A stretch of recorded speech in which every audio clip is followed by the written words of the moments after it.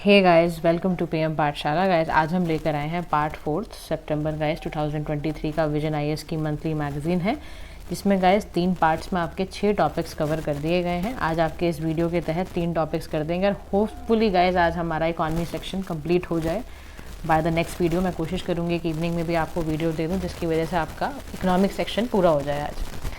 और दूसरी बात ये है, पॉलिटी एंड गवर्नेंस, ये सारे टॉपिक्स कवर कर दिए गए हैं। इंटरनेशनल रिलेशंस के टॉपिक्स कवर कर दिए गए हैं। आप उन वीडियोस को भी जाएं और देखें।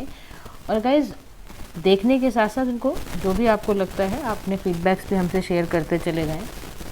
अच्छा, दूसरा आज का टॉपिक गाइज है डिजिटाइजेशन ऑफ एग्रीकल्चर। ठीक है, अब देखो डिजिटाइजेशन एग्रीकल्चर का मतलब क्या है कि डिजिटाइजेशन का मतलब क्या है कि डिजिटल टेक्नोलॉजी को एग्रीकल्चर के साथ कनेक्ट करने की बात को कहा जा रहा है।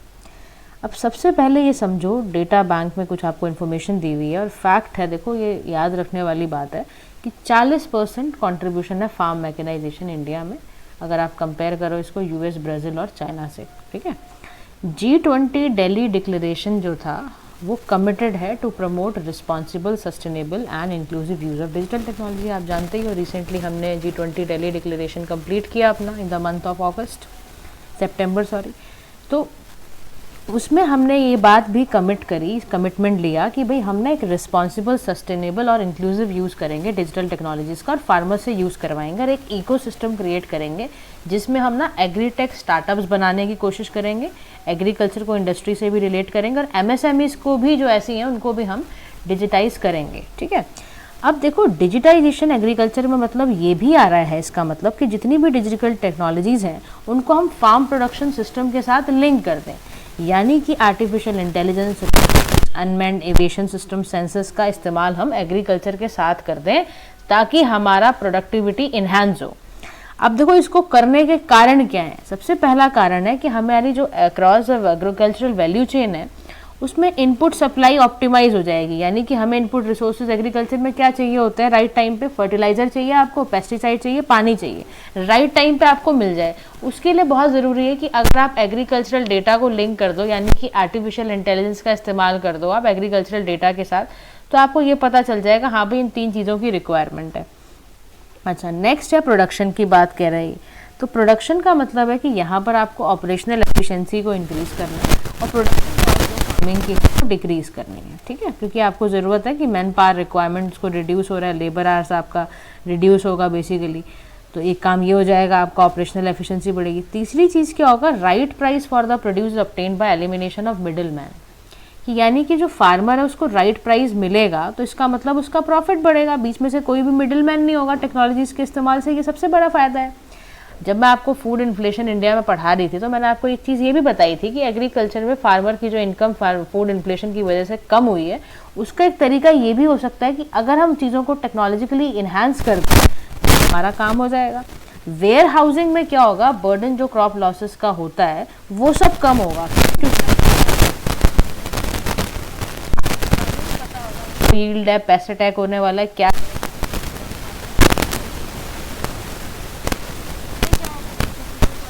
फायदा होगा, गवर्नेंस बढ़ेगा। गवर्नेंस का मतलब क्या है कि आपके पास अगर एफिशिएंट, एक्यूरेट एग्रीकल्चरल डेटा होगा गाइस, तो आप ज़्यादा वेलफेयर सिटीजन्स का, फार्मर्स का कर पाओगे। इसीलिए एग्जाम्पल के तौर पर कह रहा है नेशनल ई गवर्नेंस प्लान जो एग्रीकल्चर का है वो इसी उस पर बनाया गया है, उसी रोड मैप पे क्रिएट करा गया है।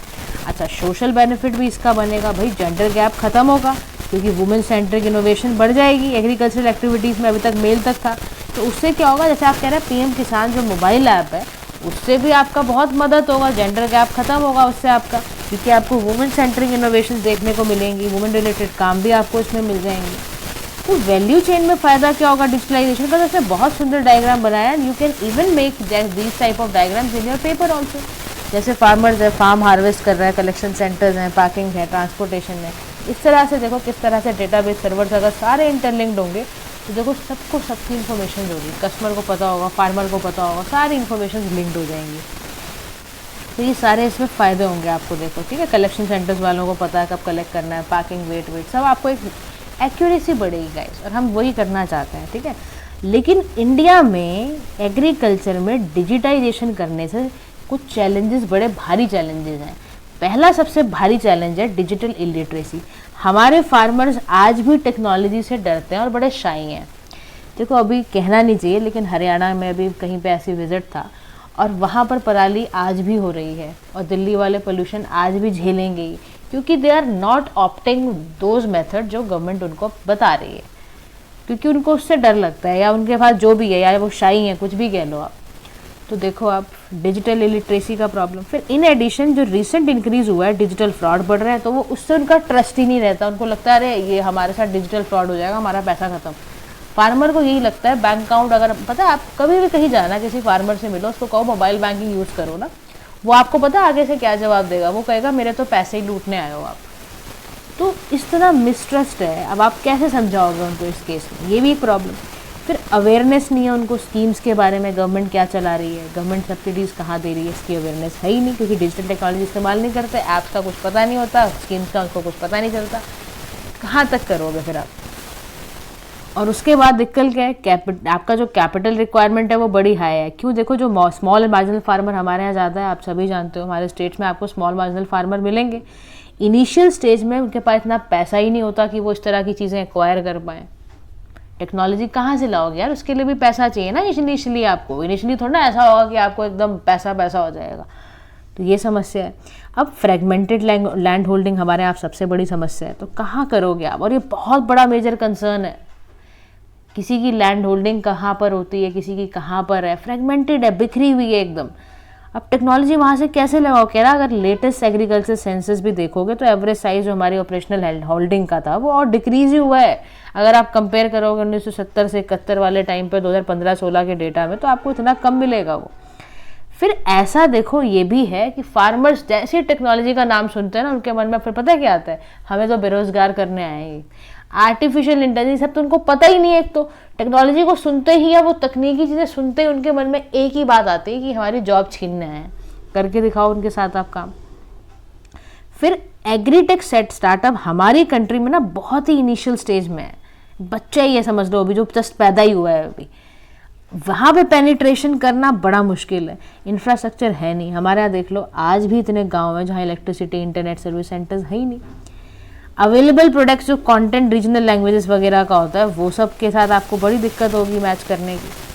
तो एप्लीकेशन लगाना हम चाहते हैं, फार्म मैकेनाइजेशन हम ड्रोन्स की मदद से, रोबोटिक्स की मदद से बिल्कुल कर सकते हैं, बट करें कैसे, हमारा साथ देने वाला कोई नहीं है वहाँ पर। क्लाइमेट स्मार्ट एग्रीकल्चर करना चाहते हैं हम, जेनेटिक मॉडिफिकेशन, बायोफॉर्टिफिकेशन, हालांकि हम कहीं कहीं पे ये सब कर भी रहे हैं, बट पूरे इंडिया में ये सब पॉसिबल नहीं हो पा रहा है। फार्मर्स को समझा पाना बड़ा मुश्किल हो रहा है। वे फॉरवर्ड में इसीलिए कहा जा रहा है कि आप ना अपना इनोवेटिव प्रोडक्ट्स का एक्सेस को बढ़ा दो। फार्मर्स को देखो फिर वही कह रहा है, एजुकेट करो उनको, फाइनेंस प्रोवाइड करो। इसके बिना ही काम नहीं हो पाएगा ना, क्योंकि देखो एक तो एजुकेट हो, अवेयर हो, दूसरा उनको फाइनेंस की हेल्प तो देनी पड़ेगी, क्योंकि उनके पास नहीं है। आपको मैंने बताया स्मॉल एंड मार्जिनल फार्मर्स और लैंड होल्डिंग कम हो रही है, फ्रेगमेंटेड भी है। फिर focusing on producing technologies at affordable cost, ये एक बहुत बड़ी बात है ना। देखो उनके पास कम लिमिटेड पैसा है और वो उसको चाहते हैं अफोर्डेबल कॉस्ट में, अगर मिल जाएगा तो वो खरीद लेंगे। हार्डवेयर मॉडल जो पोर्टेबल है वो फोकस करने की ज़रूरत है, गैप ख़त्म करने की ज़रूरत है फील्ड एंड एकेडमिक इंस्टीट्यूट्स की। बेटर फिनेंसिंग ऑप्शन उनके लिए ढूंढना बहुत ज़रूरी है, तभी वो सस्टेन हो पाएंगे। तो ये सारे फैक्टर्स हैं गाइस जो आपको बड़े ध्यान से करने हैं। Agriculture is one of the most important topic, आपको पता ही है, तो इसको अच्छे से जो मैंने आपको समझाया है उसको ध्यान से सुनकर उसको कंप्लीट करेंगे। अच्छा, नेक्स्ट टॉपिक है guys national logistics policy. India ने रिसेंटली इसकी पहली एनिवर्सरी को मनाया है। अब देखो लॉजिस्टिक्स का मतलब क्या है, जो आप गुड्स को हैंडल करते हो ना, जैसे आपका कोई गुड बन गया, कोई सामान आपका बन गया, अब उसका ट्रांसपोर्टेशन हैंडलिंग होता है ना, प्रोडक्शन से कंजम्पशन तक पहुंचाना, स्टोरेज तक पहुंचाना, ये सब काम लॉजिस्टिक्स करता है। यानी कि आपके ट्रक ड्राइवर, ये सारा है ना, गाड़ियों से लॉजिस्टिक्स सामान। देखो इस डायग्राम में बड़ा सुंदर बना के यहाँ पर समझा रखा है कि देखो जी ये लॉजिस्टिक्स में ये सारी चीज़ें काम करती हैं, शिपिंग करना, वेयर हाउसिंग करना, ठीक है। अब इसके की एस्पेक्ट समझो आप। देखो वैल्यू ऑफ इंडिया का जो लॉजिस्टिक्स सेक्टर है 2022 में वो 259.5 बिलियन डॉलर्स था। हमारी rank as per the World Bank logistic, अब ध्यान रखो उसमें दो फैक्ट आ गए आपके पास। Logistics performance index World Bank निकालता है, जिसमें इंडिया की रैंक 38 है। और याद रखो जीडीपी में भी लॉजिस्टिक्स सेक्टर का बहुत बड़ा योगदान होता है, 13 से 14% कॉस्ट है। अब हमने इसीलिए अपनी एनिवर्सरी भी मना रहे हैं और साथ साथ हमने नेशनल लॉजिस्टिक पॉलिसी 2022 में अभी बनाई है, जिसमें हमारा यही प्रयास है कि हम गुड्स को, इंडियन गुड्स को कॉम्पिटिटिव बनाए ग्लोबल मार्केट्स के एस्पेक्ट में। हमारा विजन है कि हम एक efficient, reliable, integrated, green, sustainable, cost effective logistic network create करके दें। हमारा बिल्कुल विजन है कि 2030 तक हम ये आपका कॉस्ट ऑफ लॉजिस्टिक्स इंडिया में रिड्यूस कर दें। हम लॉजिस्टिक परफॉर्मेंस को ठीक करना चाहते हैं, तो हमने क्या करना, 8 की एरियाज़ बनाए हैं जिसमें हम काम कर रहे हैं। State engagement, logistics, human development park, से सारा कुछ हम कर रहे हैं। और उसके साथ साथ कुछ चैलेंजेस हैं हमारे साथ, जो भी इसमें प्रॉब्लम आ रही है। देखो, फ्रेगमेंटेड लॉजिस्टिक सेक्टर है, अनऑर्गेनाइज प्लेयर्स बहुत ज़्यादा है मार्केट के। हमारे पास डिजिटल लॉजिस्टिक्स सिस्टम इंटीग्रेटेड नहीं है ठीक ढंग से, वर्कफोर्स स्किल नहीं है लॉजिस्टिक सेक्टर की, बहुत ज़्यादा स्टैंडर्डाइजेशन से हम काम नहीं कर पा रहे हैं। हमारे पास लॉजिस्टिक स्टेट्स के आपस में बड़े डिले रहते हैं, कोऑर्डिनेशन नाम की चीज़ ही नहीं है हमारे पास, एक्सेप्टेंस नहीं है डिजिटल टेक्नोलॉजीज़ का। जो ट्रांसपोर्टर्स हैं हमारे साथ, फार्मर्स में नहीं है दिक्कत, कई जगह दिक्कत है, लोग डिजिटल लिटरेसी लेना ही नहीं चाहते। बड़ा क्राइसिस है डिजिटल लिटरेसी ना होने की वजह से हमारे कंट्री में। लिमिटेड ऑल्टरनेटिव्स हैं first and last mile connectivity का। फिर उसके वे फॉरवर्ड में कहा जा रहा है रोड मैप तैयार करो, आप मॉनिटरिंग सिस्टम आप तैयार करो, एक इंफ्रास्ट्रक्चर प्रोसीजरल गैप को आप इंडिया के एक्सपोर्ट इंपोर्ट में ख़त्म करो, एड्रेस करो उस इंफ्रास्ट्रक्चर इशू को। आपको रेगुलेटरी इंटरफेस यानी कि आपको एक प्रमोट करना पड़ेगा कि देखो जी ये स्टैंडर्ड है, इंटरनेशनल स्टैंडर्ड, इस हिसाब से चलना पड़ेगा। एफिशिएंट प्लानिंग करनी पड़ेगी हर सेक्टर के लिए। पीएम गति शक्ति को लिंक कर दो आप सभी सेक्टर्स के साथ। स्टेट का एंगेजमेंट बढ़ाओ ताकि उनका कोऑर्डिनेशन आपको मिले, जिसकी वजह से आप सही काम कर पाओ। तो समझ गया आगे आप, ये वाला टॉपिक था। अच्छा, नेक्स्ट टॉपिक, ये इस वाला वीडियो का लास्ट टॉपिक है, बाकी हम कवर कर लेंगे। थोड़ा एक टॉपिक रह गया, दूसरे से आपके शॉर्ट्स में वो कवर कर लेंगे आप। आज इवनिंग तक ही आपको वीडियो उसकी भी मिल जाएगी। इनलैंड वाटरवेज समझो, स्टैंडिंग कमेटी जो है ना ट्रांसपोर्ट, टूरिज्म, कल्चर की, इसने एक रिपोर्ट सबमिट करी, development and expansion of existing new national inland waterways, यानी कि आपके देश में new national inland waterways existing और जो नए बन रहे हैं उसको एक्सपेंड किया जा रहा है। देखो, इनलैंड वाटरवेज सबसे पहले एक अथॉरिटी ऑफ इंडिया के तहत ये सारा काम होता है। हेडक्वार्टर्स इसके नोएडा में है। Ministry of port shipping waterways के अंडर आता है। स्टैट्यूटरी बॉडी है 1986 में, उसके एक्ट के थ्रू, इनलैंड वाटरवेज एक्ट है 1985 का, उसके तहत आई थी ये। अच्छा, इनलैंड वाटर ट्रांसपोर्ट क्या होता है, बड़ा एफिशिएंट है, एनवायरमेंट फ्रेंडली और कॉस्ट इफेक्टिव है। 14,000, देखो हमारा बड़ा कोस्टल अच्छा खासा हमारा लेन है, तो 14,500 किलोमीटर का नेविगेबल वाटरवेज हम आपके रिवर, कैनाल वगैरह से निकाल रहे हैं। As per constitution provisions only those waterways are declared national waterways, वो सेंट्रल गवर्नमेंट के अंदर आते हैं। बाकी जो रेस्ट आपके वाटरवेज बचते हैं वो स्टेट गवर्नमेंट के अंडर आते हैं, ये भी ध्यान रखना आप। अब इंडियन वाटर ट्रांसपोर्ट का हमारे देश में क्या इंपॉर्टेंस है, देखो सबसे पहली बात, कॉस्ट सेव होगी। लॉजिस्टिक्स की कॉस्ट जो आपकी इतनी लगती है ना, वो कम होगी। जीडीपी मैंने आपको भी बताया 13 से 14% लॉजिस्टिक कॉस्ट लगती है, तो इससे कॉस्ट सेव होगा। इन्वायरमेंट फ्रेंडली है, लीस्ट फ्यूल कंजम्पशन है। स्ट्रैटेजिक इसकी इंपॉर्टेंस ये है कि नॉर्थ ईस्ट रीजन्स को स्ट्रैटेजिकली, इकोनॉमिकली इंपॉर्टेंस देंगे हम उस तहत। जो पुअर कंडीशन है ना वहाँ पे रोड्स की, अभी आपने देखा नहीं तीस्ता का जब फटा तो सिक्किम में क्या प्रॉब्लम हो गई। तीस्ता पे एक जो आपका डैम बना हुआ था उसका जो टूटा, तो उससे कितना दिक्कत हुई वहाँ पर रोड कंडीशंस में। तो उसके बाद सप्लीमेंट्री मोड, यानी कि जो आपका प्रेशर है रोड एंड रेल पे वो कम होगा, कंजेशन एक्सीडेंट रोड पे कम होंगे, टूरिज्म सेक्टर्स को बढ़ावा मिलेगा, बोटिंग, फिशिंग, ये साइट सीइंग बढ़ेगा। अब लेकिन इश्यूज़ भी हैं हमारे साथ, अनअवेलेबिलिटी ऑफ प्रोजेक्ट्स, यानी कि 111 नोटिफाइड नेशनल वाटरवेज है, इसमें 23 ही बताओ ऑपरेशनल है। कितनी शर्म की बात है। 63 में आपके फाइनेंशियल एंड स्टाफिंग कंस्ट्रेंट है, इन्वेस्टमेंट की दिक्कत है, स्लो पेस पे हमारे बनते हैं, पुअर हिंटरलैंड कनेक्टिविटी है, डेप्थ हमारा लीस्ट अवेलेबल है। इम्पैक्ट एनवायरनमेंट पर भी देखो पड़ेगा, इकोलॉजी ऑफ द रिवर पर पड़ता है असर। एग्जांपल के तौर पर अगर आप ड्रेजिंग और कंस्ट्रक्शन करोगे नेशनल वाटरवेज पे ना, उसकी वजह से बहुत सारी गैंगटिक डॉल्फिन थी, उनकी लाइफ डिसरप्ट हुई। कन्वर्जेंस की दिक्कत है, सिल्टेज हो जाना, इरेगुलर सिल्टेशन शुरू हो जाती है।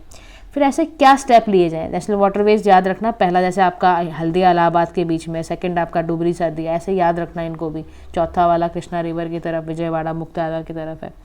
तो ऐसे क्या स्टेप लिए जाएँ, तो उसके लिए ना हमने डेवलपमेंट किया है नेशनल वाटरवेज का। जलमार्ग विकास प्रोजेक्ट है जिसमें हम NW1 या नेशनल वाटरवे 1 को हम अच्छे से इंप्लीमेंट वगैरह कर रहे हैं, टेक्निकल असिस्टेंस वगैरह दे रहा है, उसमें वर्ल्ड बैंक का भी सपोर्ट हमें मिल रहा है। पैसेंजर्स के लिए हम कुछ ऐसा कर रहे हैं कि भाई रोल ऑन रोल ऑफ, यानी कि आपका जैसे नीमवती, कलम्बरी, मौजूली, ये सब जो आपके प्रोजेक्ट है ना, उनको वाटरवेज को तैयार कर रहे हैं। रिवीजन कर रहे हैं जो लिवाई और कलेक्शन ऑफ फीस होता था वाटरवेज का, उसका हमने एक बार इनिशियल पीरियड में जो 3 इयर्स के प्रपोजल था उसको वेव ऑफ करने का बोला था हमने, वो कर रहे हैं।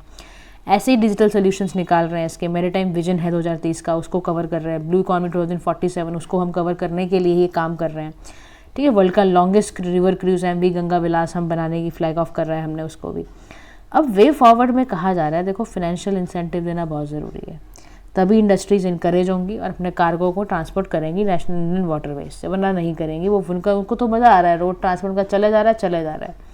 Public private partnership, active involvement होगी प्राइवेट सेक्टर्स में, तो वो बड़ा ग्रेविटी एफिशिएंसी और कॉम्पिटिटिवनेस बढ़ेगा, इससे आपका इंफ्रास्ट्रक्चर अच्छा डेवलप होगा। वाटरवे कनेक्टिविटी बढ़ेगी, इन्वायरमेंटल कंसिडरेशन बढ़ेगा, रिवर क्रूज प्रमोट होंगे, इंटरनेशनल कोलैबोरेशन लोगे तो रीजनल ट्रेड और कनेक्टिविटी बढ़ेगी। तो अल्टीमेटली देखो विन विन सिचुएशन है इससे करने से, वाटरवेज बनाने से। तो guys this is how you have to write the answer also, ऐसे इसको समझना भी है। Thank you so much for listening. Do like, share and subscribe to PM Pathshala to all your friends groups, जितने भी ग्रुप्स में आप कनेक्टेड हो उसको भी ये दो ताकि उनका भी भला हो, ठीक है। Thank you so much.